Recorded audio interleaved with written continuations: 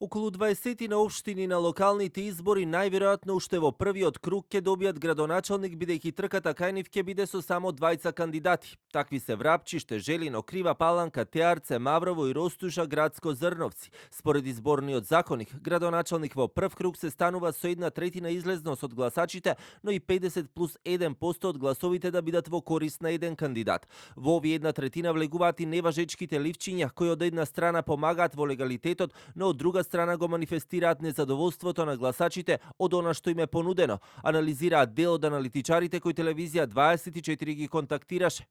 Што поголеми неважачки ливчиња, според мене, значи толку поголема незадоволство од страна на гласачите, и самото тоа треба да биде од една страна некаков показател на тоа дека граѓаните имаат потреба од нешто ново. Но од другата страна, самото излегување на изборите, па дури и неважечките ливчиња го зголемуваат прагот на излезност, така што можеби не крајно практично решение во однос на тоа колку прагот го покажува и легалитетот и легитимитетот од изборите.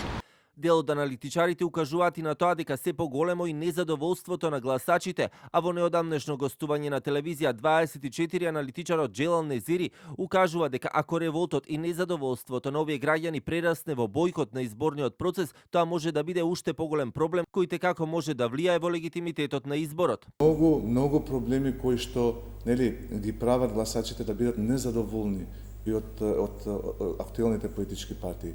И тоа незадоволство, мислам дека може да се рефлектира како бојкот, некој вид на локалните избори, кој што може да придонесе да не се постигне тој цензус од 30 и 33% излезност, со тоа што ќе се отвори проблем за функционалноста на тие општини, ако тоа се случи.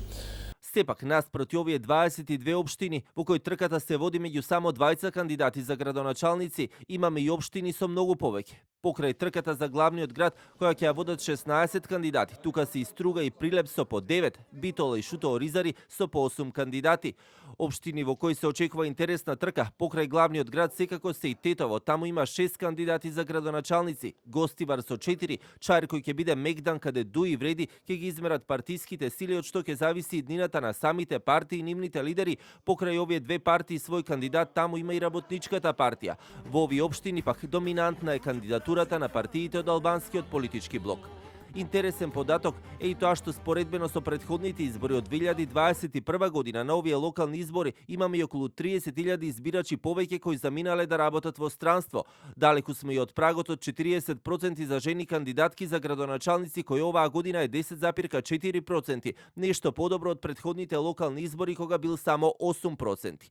Од 1996 до 2021 според податоците на UNDP избрани биле 660 градоначалници, а само 18 градоначалнички. Според оценките, важен фактор, освен за легитимноста, ќе биде и стапката на излезност и квантумот на неважечки ливчиња. Дали ќе се повтори репризата на излезност од над 50% кои ги имаше локалните избори 2021, ќе се знае на 19 октомври, кога ќе биде и првиот круг од локалните избори, а вториот ќе биде на 2 ноември.